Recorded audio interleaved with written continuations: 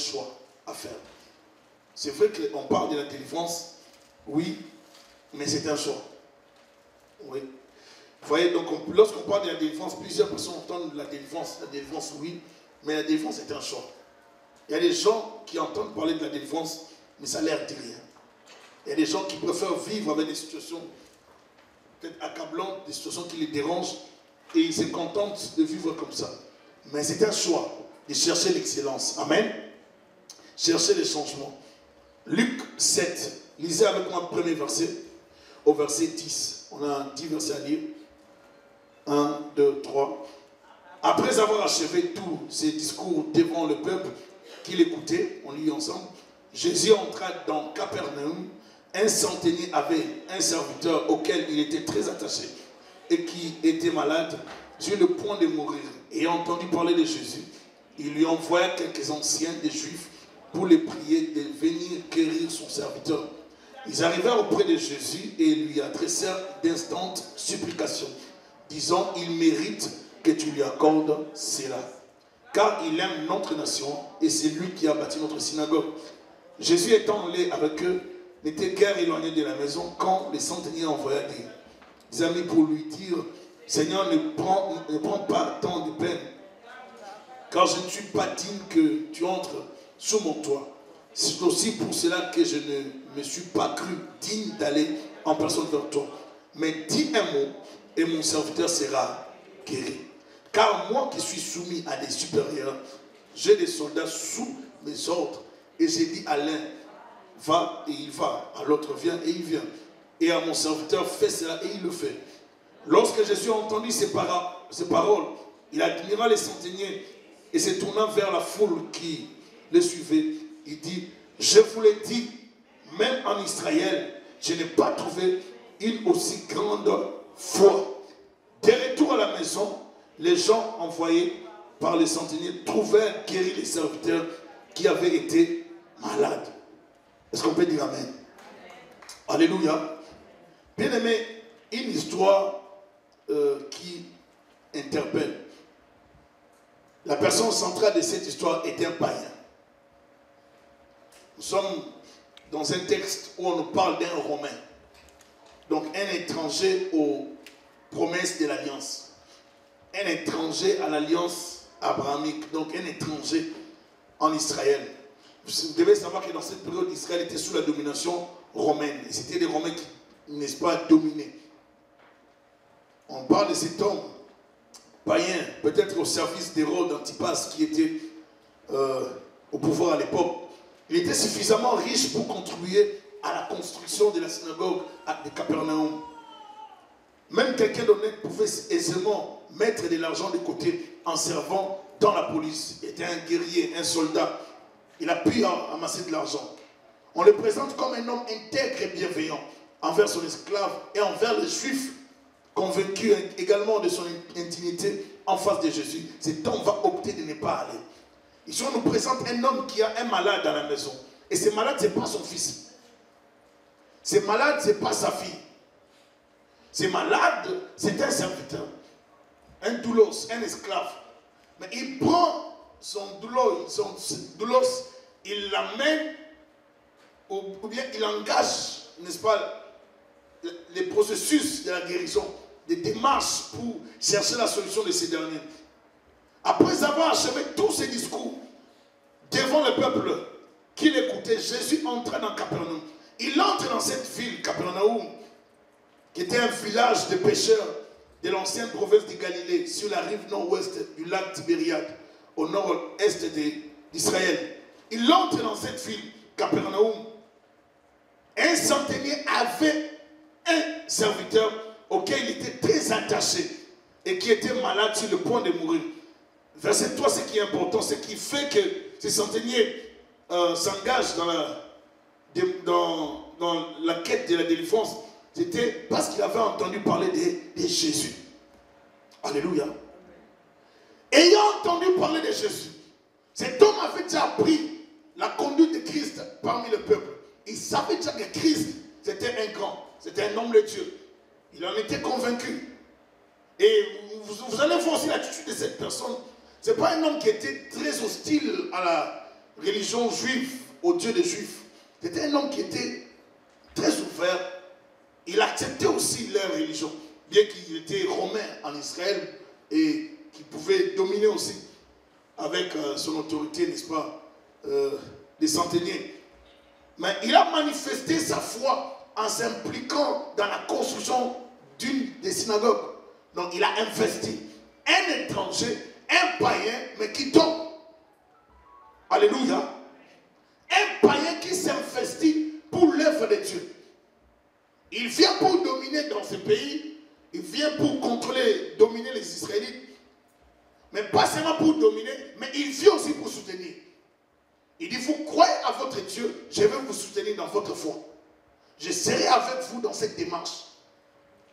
Cet homme ne savait pas que ces actes posés pouvaient parler plus tard pour lui.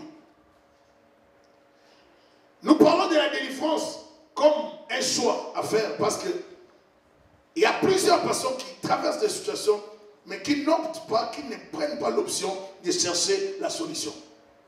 Il y a des gens qui sont malades, qui préfèrent vivre avec leur maladie. Il y a des gens qu'on appelle les dépendants à la drogue, à la cigarette, qui préfèrent dépendre continuellement de la drogue et de la cigarette, sans pour autant prendre la résolution, n'est-ce pas, de changer. Peu de gens prennent la résolution de changer. Pour plusieurs personnes, la vie n'est qu'un jeu. Et pour d'autres, la vie n'est pas un jeu. La vie mérite d'être prise au sérieux. Et pour plusieurs personnes, il faut jouer, il faut blaguer dans la vie. Cet homme avait un ouvrier qui avait touché son cœur. Je ne sais pas comment était cet ouvrier, mais ce que la Bible nous parle, il était très attaché à cet homme, ou bien à cette personne. Très attaché. Et il voit l'ouvrier partir. Il dit, je suis habitué avec mon ouvrier comme un enfant. Comme mon enfant. Je ne peux pas laisser l'ouvrier partir comme ça. Dans la démarche de la délivrance, ça prend la volonté de la personne. La démarche de la délivrance ou de la guérison, ça prend qu'on puisse investir. Une personne qui veut voir la main de Dieu dans sa vie, c'est don totalement. C'est investir totalement dans la quête de la solution. Si je sais que ça ne marche pas dans ma vie, si je sais que dans ma famille, ça ne marche pas, je dois me donner, n'est-ce pas? Avoir un malade à la maison, bien aimé, déstabilise. Ça attriste la maison.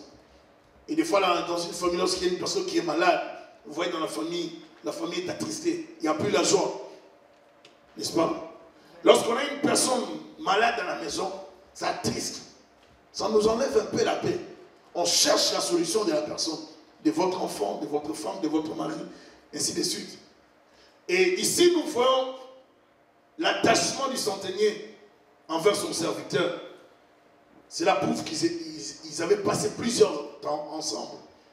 Peut-être qu'il les considérait plus seulement comme son doulos, son esclave. Parce qu'il faut savoir qu'à l'époque, il y avait des esclaves. Lorsqu'on dit un serviteur, c'est ce qu'il a acheté, ses serviteurs, par son argent. Mais comment une personne qu'on a achetée par l'argent, on peut s'investir pour maintenir cette personne en vie? Normalement, un esclave n'a pas de volonté face à son propriétaire. Est-ce que vous le savez? Il peut faire de son esclave ce qu'il veut. Mais cet homme ne voulait pas que son esclave meure. Je ne crois pas seulement c'était pour les services. Non. Je crois qu'il avait appris à aimer cet homme. Alléluia. Il avait appris à aimer son serviteur. Quand vous commencez à grandir avec vos enfants, avec vos frères et sœurs, votre femme, vous passez du temps, 1 année, 2 ans, 5 ans, 10 ans avec vos enfants, avec votre femme, votre mari, vous vous habituez, n'est-ce pas? N'est-ce pas? Vous développez encore l'amour dans une autre dimension, n'est-ce pas? Vous ne voulez pas perdre la personne que vous aimez. Et si la personne a un souci, vous allez vous investir. Et vous risquez même de ne pas dormir la nuit pour juste regarder votre enfant. Même lorsque l'enfant fait tu veux vérifier s'il y a un souci. L'enfant peut tousser, tu vas vérifier est-ce qu'il y a un problème. Tu n'es pas médecin, mais tu veux que l'enfant soit bien. N'est-ce pas? Ça, c'est l'attention, l'attitude des parents. Et cet homme voyait déjà les dangers venir. Il a dit, je ne veux pas laisser les choses continuer comme ça. Lorsqu'on parle d'un centenier romain, c'est celui qui commandait ou qui commande 100 hommes de garde. C'est un officier de la milice romaine qui succéda au centurion et qui commandait une troupe de 100 hommes. Et ces centeniers étaient un homme qui pouvait, n'est-ce pas, donner des ordres à ses subalternes. Il rencontre à travers ses serviteurs Jésus-Christ. Il envoie un message.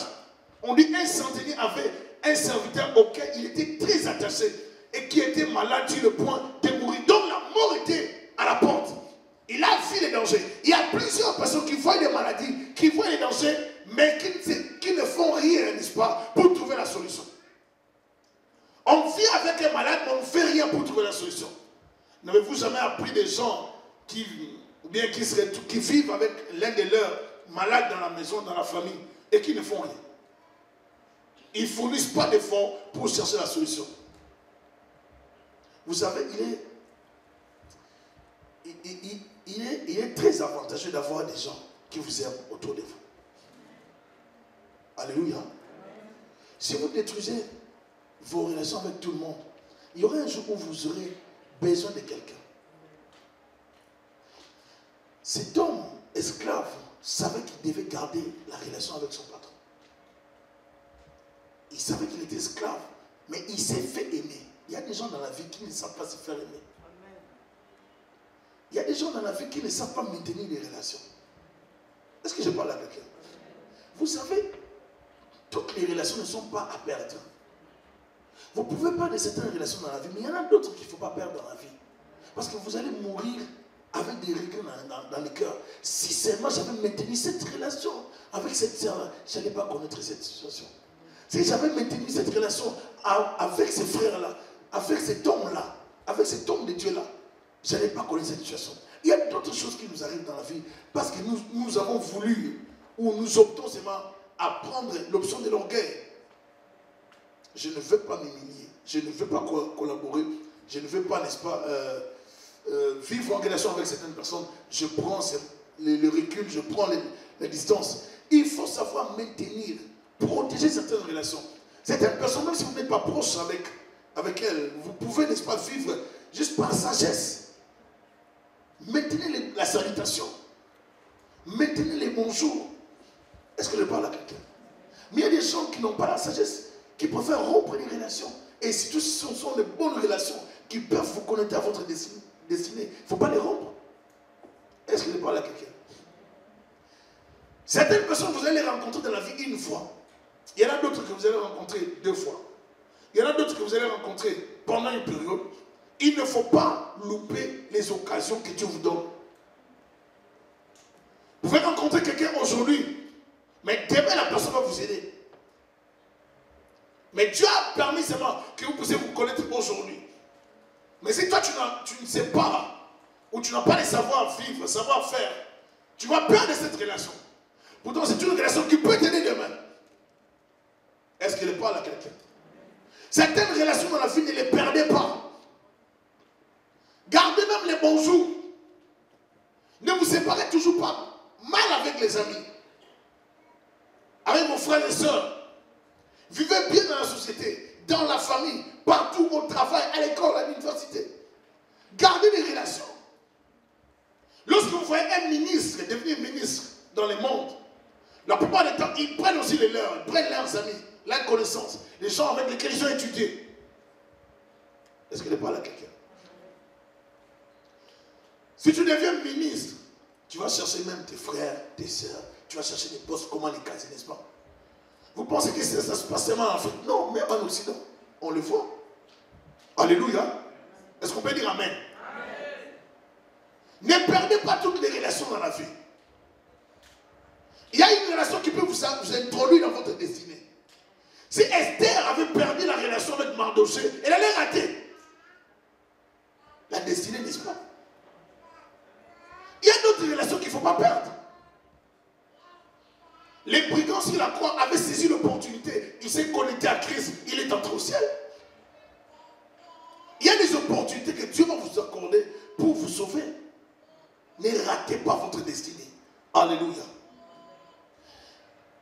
Le premier point qui m'intéresse ici, C'est il mérite que tu lui accordes cela.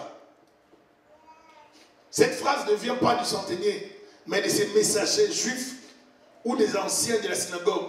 Ces gens feront le témoignage du centenier romain comme celui qui aime leur nation et qui croit quelque part à leur Dieu. Ce qui les poussa à s'investir pour la synagogue. Un homme de bien, un homme de cœur qui pense aux autres par sa richesse. Il fut un maître riche matériellement et riche de cœur pour aimer son esclave jusqu'à lui chercher la solution. Il mérite que tu lui accordes cela. Est-ce que vous êtes là? Il fut humble et reconnaissait son état d'indigne devant Jésus-Christ. Mais il s'est investi pour la solution de son serviteur. Un malade à la maison, il savait qu'il allait enterrer. Ce n'est pas l'argent qui lui manquait pour l'enterrement de son serviteur. Ce n'est pas l'argent qui lui manquait pour le traitement de son serviteur. Mais ayant entendu parler de Christ, il savait de quoi était capable Jésus-Christ. Des fois, nous parlons de Jésus, mais nous-mêmes les chrétiens, nous ne savons pas de quoi notre Dieu est capable. Nous allons dans les églises, mais nous ne savons pas de quoi notre Dieu est capable. Raison pour laquelle, même dans notre attitude, nous ne considérons pas Dieu. Un païen romain considérait Dieu. Un païen romain construit la synagogue. Un païen romain s'est investi pour la construction d'une synagogue. Et il dit, à chaque fois que vous irez prier là-bas, vous me bénissez. Est-ce que vous êtes là? Il a construit une synagogue. À chaque fois qu'ils seront dans cette synagogue pour y prier, Dieu voit la personne qui a investi pour la synagogue. C'est un Romain. Alléluia. Donc cet homme avait semé quelque chose devant le Seigneur qui allait lui attirer la bénédiction. Est-ce que vous êtes là? Il y a des choses que nous devons faire sur la terre pour attirer la faveur de Dieu dans nos vies. Est-ce que je parle à quelqu'un? Plus tu vas servir Dieu, plus tu vas t'attirer la faveur divine. Est-ce que je parle à quelqu'un? Dans la vie, dans la plupart des temps, nous ne nous investissons pas à l'œuvre de Dieu. On se donne superficiellement, mais on ne se donne pas dans la profondeur. Et j'aimerais vous encourager aujourd'hui à considérer Dieu, à considérer son œuvre. Un Romain, mais qui considère l'œuvre de Dieu. Un Romain, mais qui construit une synagogue pour les Juifs. Il dit, je vais vous construire la synagogue. Il s'est investi. Sûrement, il ne s'attendait à rien. Il a fait un don. Et ce n'est pas lui qui parle de ses dons. Est-ce que vous êtes là? Ce n'est pas lui qui fait la pub de ses dons. Ce sont les messagers qui parlent de cela. Qu'est-ce que cela veut dire? La plupart des temps, vous allez voir les gens, lorsqu'ils font des dons, ils veulent s'attirer la gloire. Ils veulent que le monde puisse savoir, voir que c'est moi qui ai fait telle chose ou telle autre chose. On veut avoir les remerciements des hommes. On veut avoir les éloges, les encouragements, la considération. Cet homme a fait, c'était fini. Là, il cherche Jésus simplement. Mais ce sont les autres qui parlent de son œuvre. Tes œuvres parleront pour te sauver. Nous pouvons obtenir la délivrance, la guérison, la bénédiction de Dieu dans nos vies à cause aussi de nos œuvres, de nos actes que nous posons. Avoir un bon cœur peut attirer la faveur de Dieu. Plusieurs, à cause de leur hospitalité, ont attiré même des anges dans leur vie ou ont reçu des anges. Alléluia. Il faut savoir avoir ou vivre avec un bon cœur. Savoir aider les prochains. Savoir s'investir pour les autres. Dans la vie, si tu ne partages pas, sache-le bien que toi aussi tu seras un jour dans un problème qui va nécessiter les autres et tu seras coincé. Dieu te mettra dans un carrefour comme ça pour que tu apprennes à partager. Est-ce que je parle à quelqu'un? Dans la vie, il faut savoir partager. Et dans certaines situations, il faut aussi participer. Est-ce que je parle à quelqu'un? J'étais dans une église ici, lorsque je suis arrivé à Montréal, il y avait un frère qui... j'ai suivi l'homme de Dieu parler de ça, de ces témoignages. Il y avait un frère qui devait, je crois, se marier. Et puis, lors de son mariage, il y avait beaucoup de dons. C'est pratiquement toute l'église qui s'était investie. Alléluia. Tout le monde s'était donné. Les gens ont donné terriblement pour ce frère-là. Mais il y a un autre qui s'était marié précédemment. Les gens ne s'étaient pas investis. Alors, le premier avait piqué une crise lorsqu'il a vu que le second était vraiment béni par l'église. L'homme de Dieu va lui dire, ce n'est pas moi, c'est toi le problème. Moi, j'ai fait ma part de pasteur. Mais la façon dont tu as gagné les cœurs des autres, c'est toi. Tu ne savais pas vivre avec les gens. L'église a fait sa part. Mais il y a aussi ta part en tant qu'humain. Est-ce que vous êtes là? Il faut savoir gagner les cœurs des gens. Il faut savoir vivre bien avec les gens. Parce que tes œuvres peuvent parler.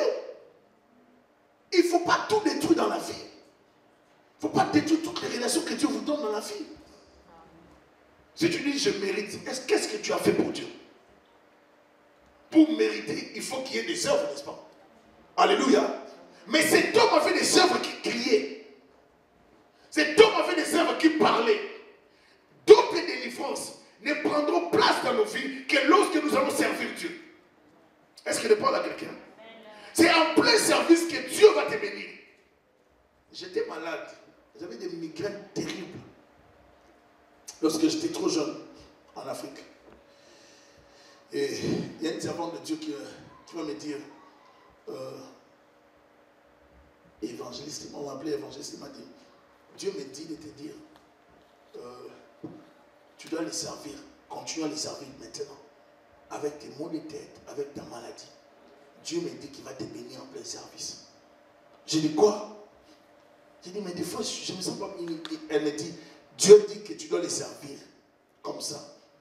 Et je vous assure que je faisais 3 jours à l'église, dans le bureau, dans les années 98, hein, à l'église. 3 jours la semaine.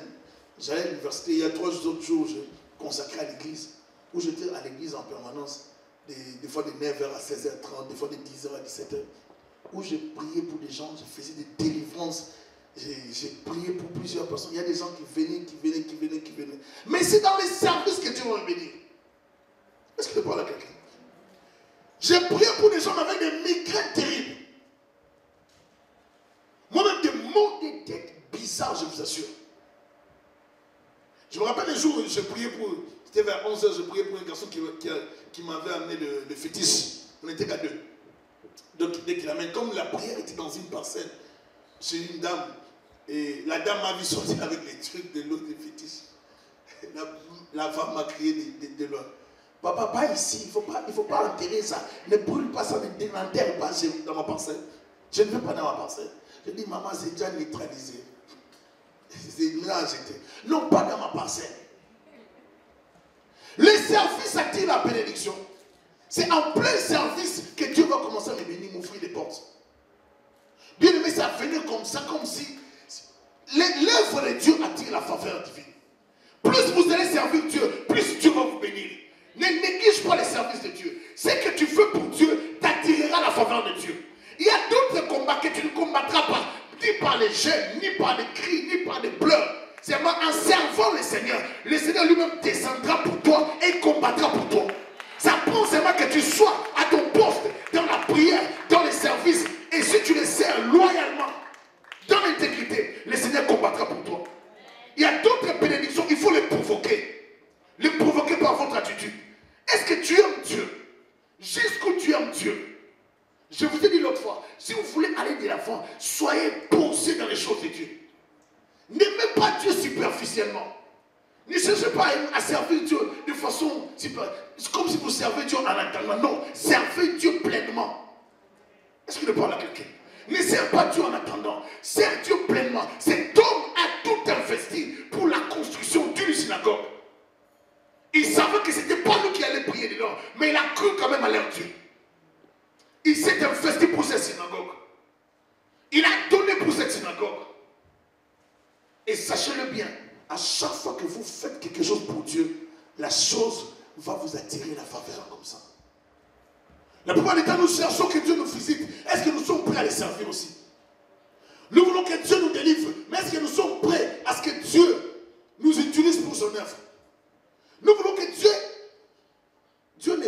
garçon de course. Est-ce qu'on peut dire amen?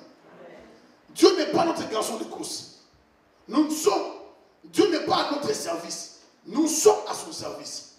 Nous sommes les ouvriers de Dieu. Et nous devons nous soumettre à son autorité. C'est lui Dieu. Nous sommes des humains limités. Lui, c'est Dieu. Alléluia. Donc, il mérite sa première place. Cet homme avait fait des dons. Il a construit la synagogue. Et l'église, ou bien le peuple de Dieu, pouvait y prier.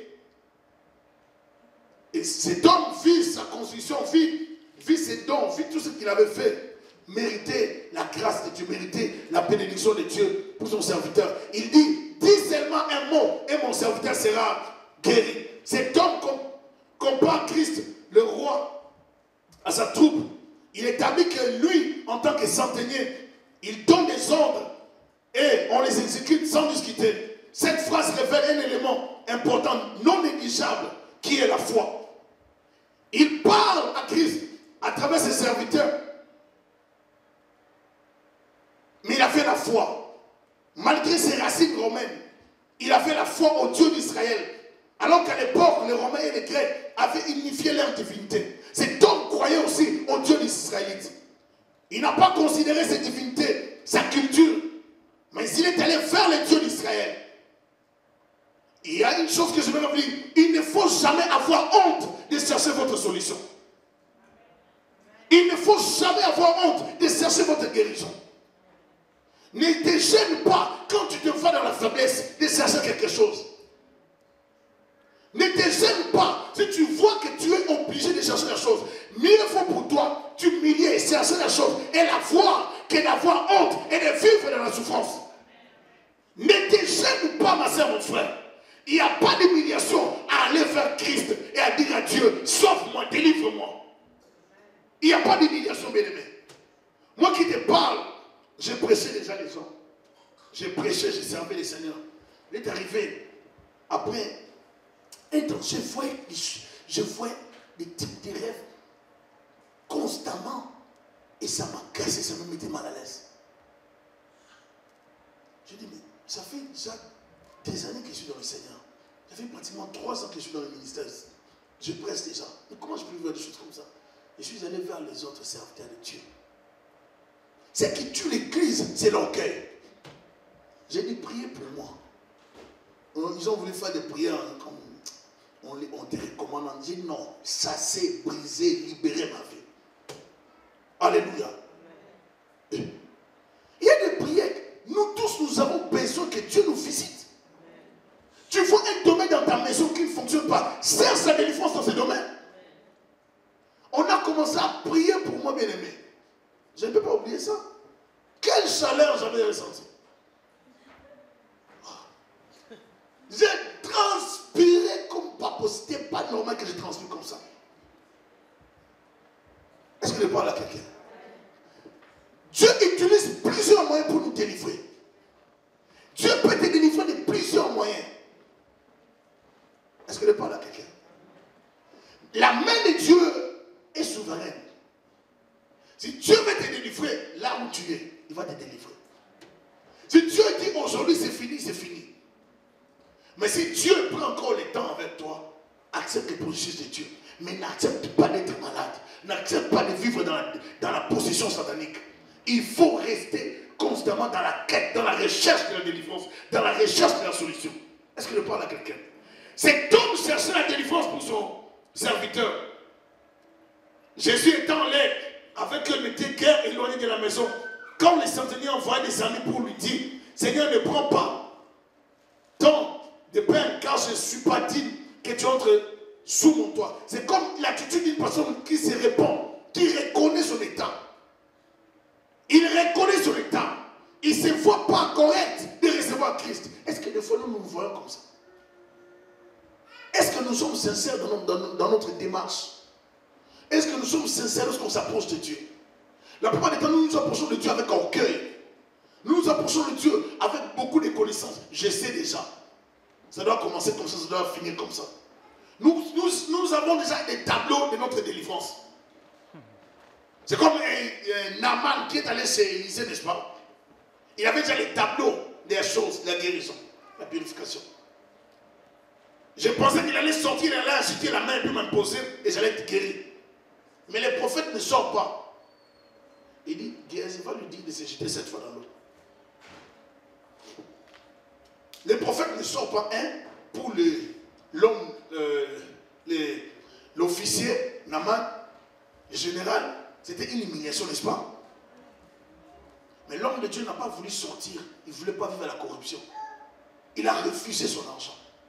Il dit, je ne sors pas. C'est un homme qui a amené beaucoup de présents. En le voyant, ça risque de me troubler. Je donne seulement une parole. Va lui dire de se jeter 7 fois.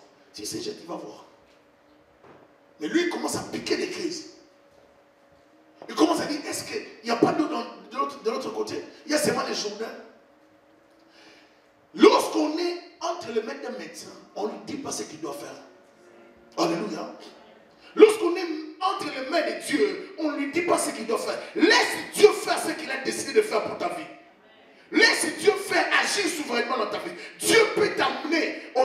Ma petite sœur qui vient après moi, qui vient voir le pasteur fidèle, elle était malade. On devait l'opérer.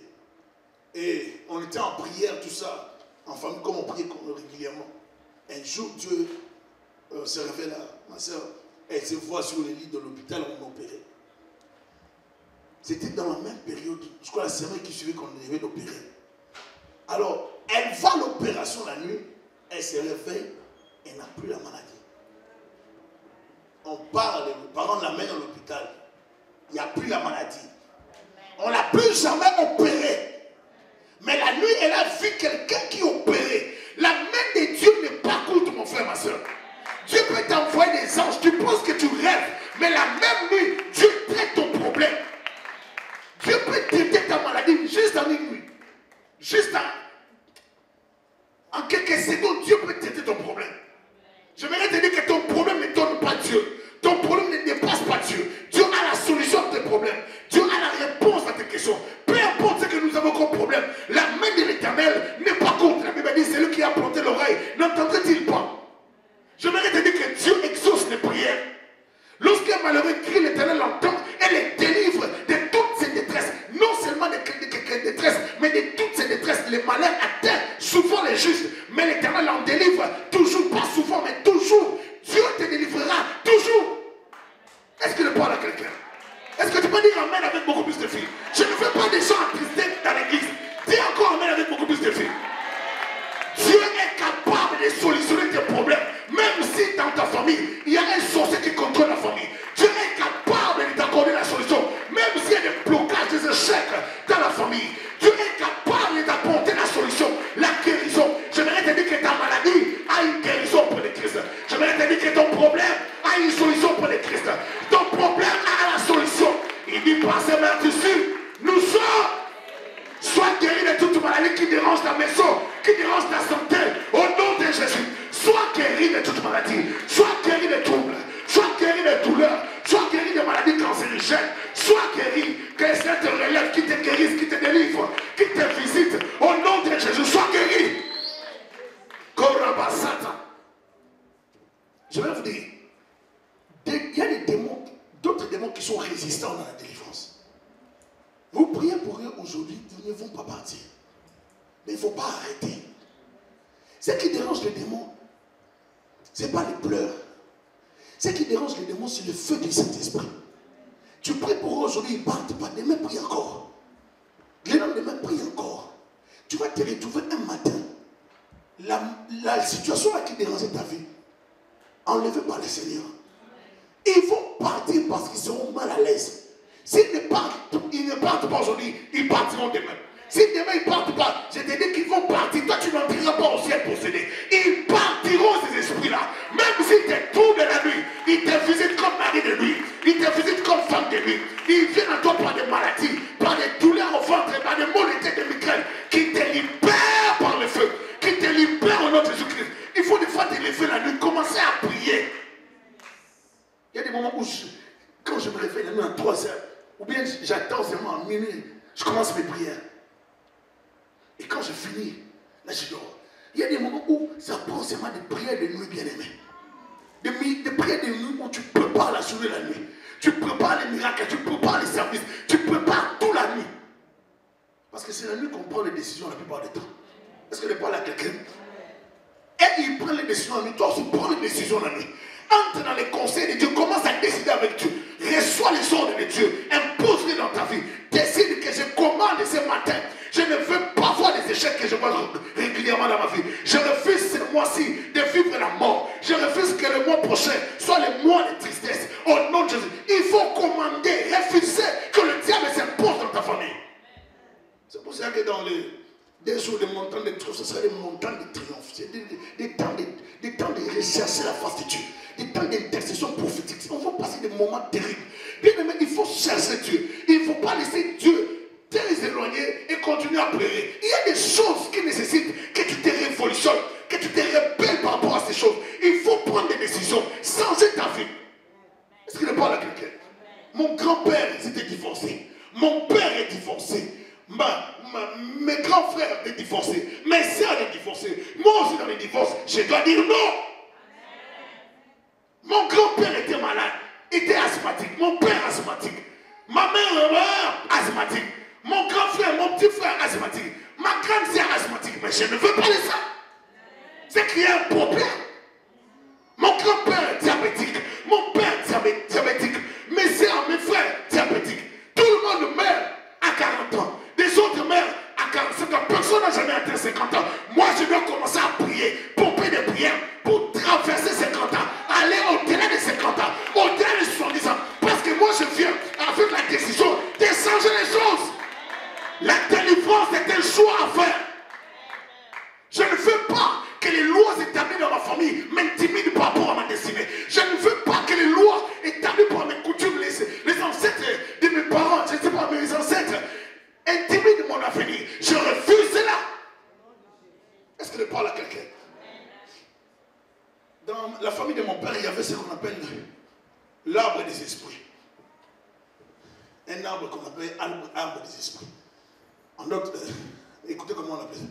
Mutuabakisi. Tout ça, on entend comment ça sonne. Mutuabakisi, c'est-à-dire l'arbre des esprits. S'il y avait quelqu'un qui était malade, cette personne malade dans la famille, qu'est-ce qu'on faisait? Qu'est-ce que mon père disait? On préparait des fois la viande bien, les coques, tout ça. On prépare bien, on met dans la marmite, la casserole, on amène ça à côté de l'arbre. Sous l'arbre, on met juste à côté. Alors on laisse, on prépare aussi la semoule, on met comme si quelqu'un allait venir manger. On laisse à côté. Directement là, on regarde les malades, on pleure, on attend que les ancêtres travaillent. Si un chien passe par là, un chien, dis un chien. Si un chien passe par là, il commence à bouffer seulement la viande, la nourriture préparée. C'est fini, tout le monde est dans la fête. Tout le monde est dans la fête. Oh, les ancêtres, ils sont dans la joie. Ils ont accepté la nourriture, mais ils sont venus sous forme de chien. Tu ne crois pas, mais ça produisait des résultats. Tu ne crois pas, mais ça produisait des résultats. Dès qu'ils font ça, les chiens vont bouffer la nourriture et tout le monde est dans la joie de l'autre côté. Dès qu'ils bouffent, ils partent et ils savent qu'il n'y a plus de maladie. C'est fini. Mais moi, je t'amène celui qui est plus fort que ça. Celui qui est plus fort que les Mutuabakisi. Celui qui est plus fort que les arbres des esprits. Celui qui est plus fort que les pratiques de nos ancêtres, de la sorcellerie des ténèbres, occultisme. Les Jésus te livre. Que Jésus te touche. Qu'il solutionne tes problèmes. Si la sorcellerie est à la base de ta situation, que Jésus te délivre. Au nom de Jésus. Qui te touche, qui te libère, qui te touche, qui te libère. Dis seulement un mot et mon serviteur sera guéri. Jésus te dit un mot. Sois guéri. La Bible dit dans Actes des Apôtres 10, 38, vous savez combien Dieu a loué du Saint-Esprit. Jésus de Nazareth, qui allait de lieu en lieu faisant du bien, car Dieu était avec lui. La délivrance, c'est un choix. Écoutez, oui, Matthieu 8, verset 16. C'est verset 16. Écoutez, après avoir guéri la belle-mère de Pierre, Jésus, la Bible dit, les soirs En amenant auprès de Jésus. Je veux que vous puissiez lire avec moi Matthieu 8, 16. Lisez ensemble avec moi. Le soir, en amenant auprès de Jésus plusieurs démoniaques, il chassa les esprits par sa parole et il guérit tous les... Que le Seigneur t'accorde cela au nom de Jésus. Là où le diable est contrôlé, qu'il ne contrôle plus. Au nom de Jésus. Là où la maladie est contrôlée, que ça ne contrôle plus. Là où les ténèbres est contrôlé, que ça ne contrôle plus. Je chasse les esprits impurs qui s'imposent dans ta famille. Je les détruis dans la source. Je les attaque à la source. Je détruis l'envoûtement. Je détruis l'aveuglement spirituel. Je détruis le célibat, le mariage de nuit, l'esprit d'échec, l'esprit de diabète, de tumeurs, l'esprit de cancer, sida, toute maladie qu'on peut lancer sur toi par la sorcellerie. Je les brûle par le feu. Je les brûle par le feu. Je détruis tout plan de ténèbres lancé contre toi. Au nom de Jésus. Hier, j'ai regardé un comédien congolais. Ça m'a fait mal, vraiment bien aimé. Un comédien congolais que tous les Congolais connaissent. J'ai regardé ce comédien. Il est malade à l'hôpital au Congo. Et on dit qu'on lui a lancé une maladie que tous les Congolais connaissent. Mbasso. Une maladie qui sort une plaie et ça commence à détruire la santé d'une personne. Et on lance des maladies comme ça. Et la médecine, des fois, t'attend pour guérir. Et c'est rare qu'on puisse guérir ça dans les hôpitaux. Mais dis Jésus est capable. J'aimerais te dire que Dieu est capable de te délivrer de maladies pareilles. On peut t'envoyer une maladie comme ça, comme je ne sais pas, les mbassous, je ne sais pas quelle maladie là. Tu entres dans la prière toi aussi. Amen. Tu commences à libérer le feu sur la maladie. Amen. Je vous assure que bien aimé, j'ai prié pour une personne en Europe qui revenait de Kinshasa. Et cette personne, on avait lancé sur elle la maladie dont je parle, Mbasso. On a lancé cette maladie, les noms c'est bizarre, mais c'est les Mbasso. Je ne sais pas ce que ça veut dire, mais c'est ça la maladie. Et ça a commencé à détruire la jambe de la femme. Et la femme avait suivi les prédications sur internet, tout ça. Elle m'a appelé, on a commencé à prier. On a commencé à prier. J'ai dit, tu vas faire des services prophétiques. Vous savez, n'attends pas que tu te visites d'une certaine façon. Est-ce que je parle à quelqu'un? J'ai dit, ma soeur, tu dois entrer dans les ondes de Dieu pour que tu sois délivré. Tu dois te connecter dans la prière. On commence d'abord à prier. On priait terriblement. Et il m'appelait tous les jours. Il ne voulait pas que je leur donne les jours d'appeler. Donc, dès les lundis, on t'appelle. Le mardi, on t'appelle. Le mercredi, on t'appelle. Tous les jours. Je vous assure, bien aimé, ils étaient tellement déterminés. Nous avons prié sérieusement. Parce qu'un jour, la femme va me dire, pasteur, ça commence à gratter. J'ai dit, ah, Jésus! Dis quoi même pour m'encourager. J'ai continué à prier avec elle. J'ai dit, prends un saut. Mais il y a des choses qui nécessitent. Des fois, quelqu'un va te voir et il te dit, ah, pasteur, qui t'a béni? Comment tu as eu cette chose? Mais tu ne sais pas comment la personne m'a béni. Une personne qui voit la main de Dieu dans sa vie. On ne provoque pas la bénédiction. La personne, ça doit finir du cœur. C'est tellement vite Dieu agit. Je me donne et je donne aussi. Est-ce que parle à quelqu'un? Cette femme, on a commencé à dire, mets les pieds dans l'eau. Tu vas voir ce que tu vas faire. J'ai commencé à déclarer sur sa jambe. J'ai prié, j'ai sué, j'ai prié. Une fois, me dit, c'est toi si tu exagères. Non, je n'exagère pas. C'est le ministère. Alléluia. Au moins, je suis fier, je sers mon Dieu. Si je peux mourir un jour, je dirais que j'ai servi Dieu, j'ai achevé ma course. Mais avant d'achever ma course, je vais encore les détruire. Bien aimé, nous avons prié pour peu de prières. Je vous assure que cette femme, la plaie a cessé. Guérie. Totalement. Plus de Mbassou. Elle a pris la décision de m'envoyer encore une bonne offrande. J'ai pris ça avec beaucoup de joie. Et quand je prenais ça, j'ai déclaré sur elle. Je disais, pardon la hier, bénis-la Jésus. Il y a des gens qui prennent des décisions pour leur vie. Quand tu vois ça ne marche pas, lève-toi dans ta famille. Dis, ma famille ne doit pas s'éteindre comme ça. Je refuse que la sorcellerie s'impose. Les chefs coutumiers n'ont rien à faire dans ma vie. Je refuse cette situation, cette maladie. Sors de ma maison. Si toi, tu ne te lèves pas pour que tes enfants soient dans bonne santé, soient dans des bons états, le diable va s'imposer. Si toi, parent, tu ne t'investis pas comme ces centeniers, le diable va détruire. Il a dit, je ne veux pas arrêter, j'irai vers Jésus-Christ. Je crois, ayant entendu parler de Jésus, comme la femme à la porte de ça, ayant entendu parler de Jésus. Donc il y a la notion de la foi qui s'installe. Tu viens auprès de Dieu et la foi. Ça prend la foi du prédicateur, de l'homme de Dieu, ça prend aussi ta foi.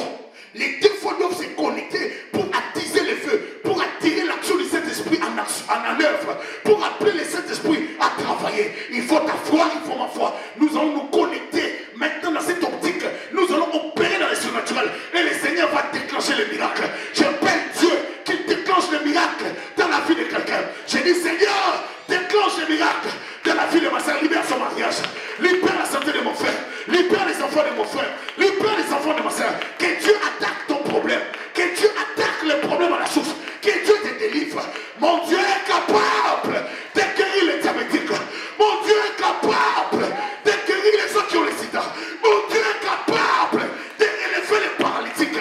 Mon Dieu est capable de purifier les lépreux. Que Jésus te fasse du bien, que Dieu te délivre, que Dieu te change, que Dieu te visite. Sois guéri.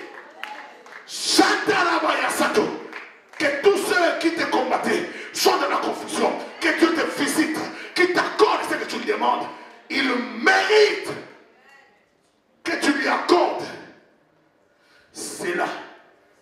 Parce qu'il s'était investi dans l'œuvre de Dieu. Est-ce que tu peux t'investir dans l'œuvre de Dieu? Sers Dieu. Et l'Éternel ne manquera pas de te bénir. Donne-toi à Dieu. Ne sois pas trop occupé.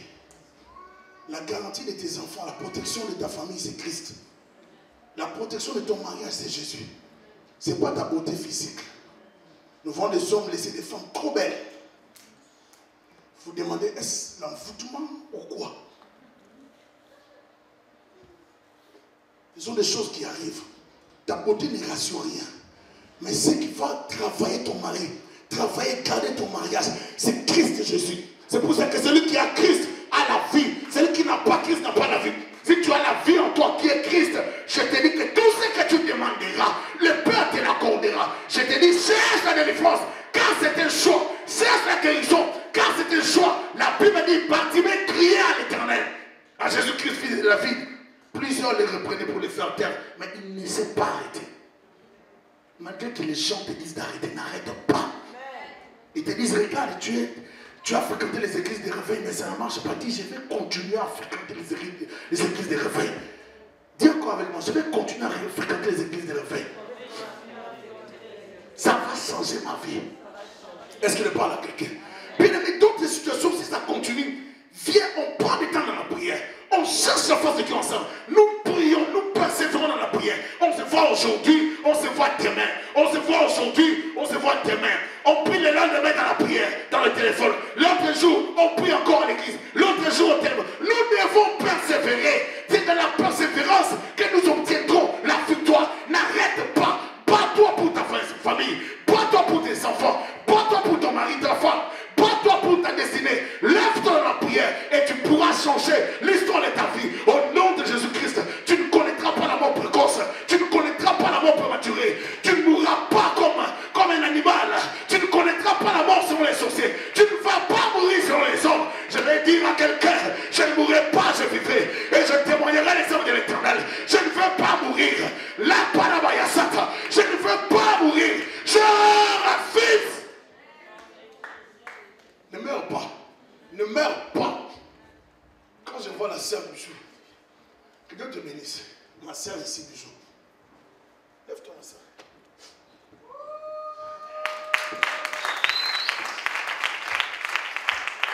Quand je la vois, je vois la main de Dieu dans la vie de ma sœur. Je suis fier de dire ça.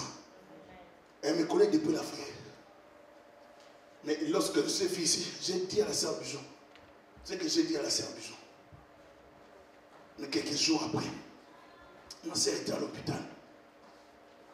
Et quand je suis allé voir la sœur Bijou, il y a la sœur Fifi, la sœur Yolande qui allait aussi voir.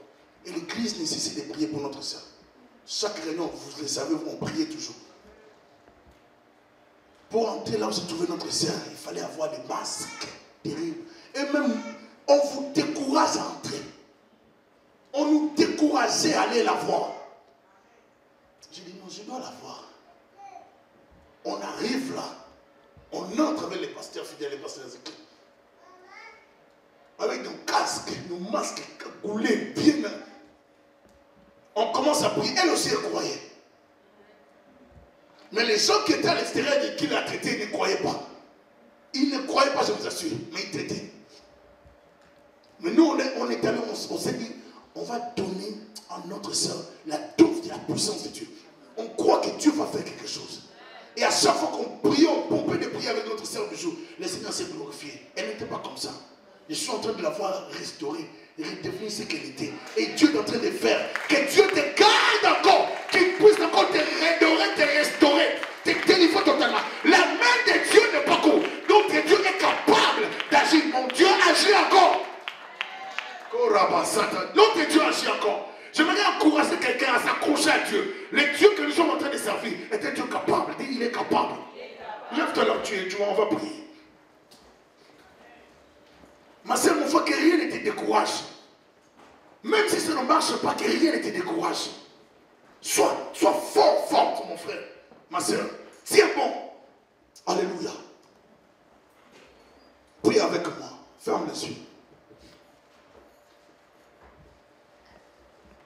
Dis Seigneur Jésus-Christ, entre tes mains, je recommande ma vie. Je te demande une seule chose, la protection de ma vie, la protection de ma destinée. Dans les noms de Jésus-Christ, dans les noms de Jésus-Christ, Saint-Esprit de Dieu, touche ma vie, délivre-moi, visite-moi, fais-moi du bien, rends-moi conscient de ma vie, de mon état, afin que je m'investisse à trouver la solution, à changer ma vie, à changer l'histoire de ma vie. Au nom de Jésus, je refuse que le diable frappe encore dans ma maison. Je refuse qu'il frappe dans ma vie. Je refuse qu'il déstabilise ma foi. Je refuse la main du diable dans ma vie. Au nom de Jésus, Saint-Esprit opère dans ma maison. Saint-Esprit opère dans ma famille. Saint-Esprit agit maintenant. Saint-Esprit agit dans ma vie, agit dans ma famille. Délivre mon esprit, délivre mon âme, délivre-moi, guéris ma vie. Au nom de Jésus, je détruis tout esprit de maladie dans ma vie, tout esprit de blocage, esprit de secte, servitude familiale, sorcellerie. Je les chasse au nom de Jésus. Je recommande mon corps, mon âme et mon esprit entre les mains de l'Éternel. Saint-Esprit de Dieu, délivre-moi, guéris ma vie, délivre ma famille, guéris mes parents, mes frères et sœurs, mes enfants, visite ma vie, enlève la maladie, enlève le pauvre, enlève les ténèbres. Jésus, je n'ai que toi pour la solution, je n'ai que toi pour la délivrance, pour la guérison. Je crois à la guérison divine. Je crois à la délivrance. Change ma vie maintenant. Au nom de Jésus.